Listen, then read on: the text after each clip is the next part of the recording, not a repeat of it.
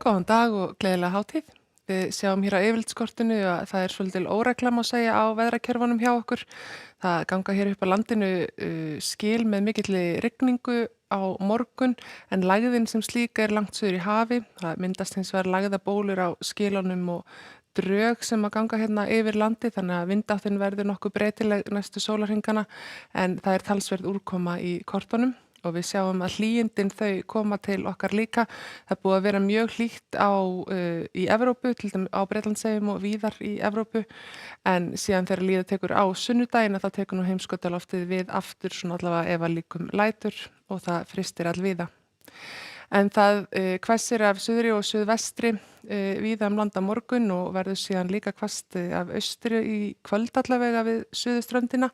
En það má búast við mikilli rigningu suðaustanlands og austfjörðum á morgun og á austfjörðum sérstaklega þá mætti nú alveg fara út og vera vissum að öll niðurföll séu opin og vatn komist sína leið þá auðvitað líka við suðaustanvert landi en þar hefur kannski ekki verið jafn mikið frost. En á hádegi á morgun þá er áttin suðaustlæg og hún er nú svona hvössust líklega á norðaustanverðu landinu, svona 13 til 18 metrar á sekundu.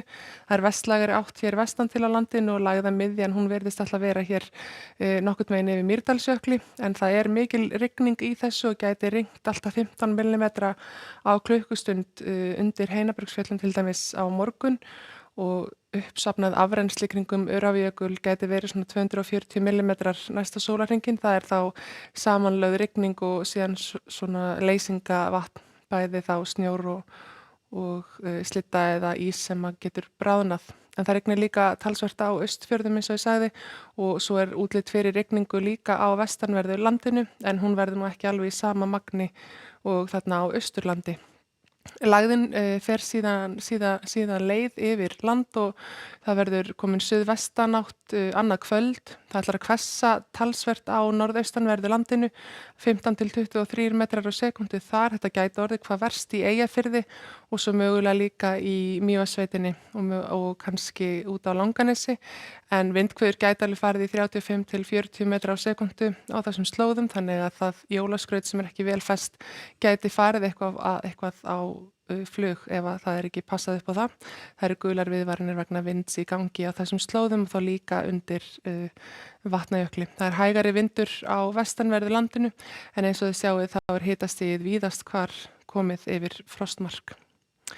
Það eru svona suðaustlægar áttir síðan áfram á laugardag, frost kannski við norðurströndina en úrkomi lítið en smá væta hér suðvestan til og hiti víðast hvar yfir frostmarki. Líklega hlýjast allra syðst á landinu en svona 1 til 3 gráður annar staðar. Á sunnudag er útlit fyrir svipað veður, það verður svona rétt og yfir frostmarki hitinn á norðanverðu landinu og þar sést nú líklega eitthvað til sólar en hins vegar má búast við rigningu eða kannski slyddu við suður og suðvestur ströndina og það sú úrkoma sem nær langt inn í land til dæmis upp í svona innsveitir á Suðurlandi gæti þó orðið snjókoma.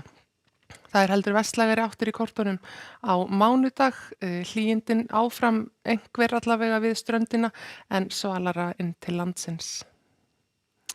En ef við bregðum okkur síðan aðeins til meginlands Evrópu þá hefur verið ansi hlýtt þar, hlýrra en í meðalári og þá voru ekki hvít jól nema á stöku stað í Evrópu, í Ölpunum til dæmis eins og kannski vera ber.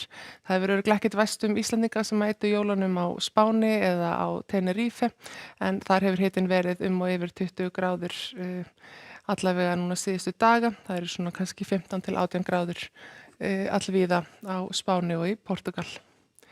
Í Norður Ameríku þá hefur nú líka verið ansi hlýtt víðast hvar. Það er til dæmis 11 stiga hiti á sléttunum, 14 stig og rigning í Oklahoma City en rignir talsvert núna í Phoenix í Arizona sem er kannski bara ágætis fréttir fyrir þau í eyðimörkinni. En það er semst útlit fyrir mikla rigningu á suðaustanverðu landinu og líklega á austfjörðum á morgun, hvessir af suðvestri norðan til annað kvöld. Verið sæl.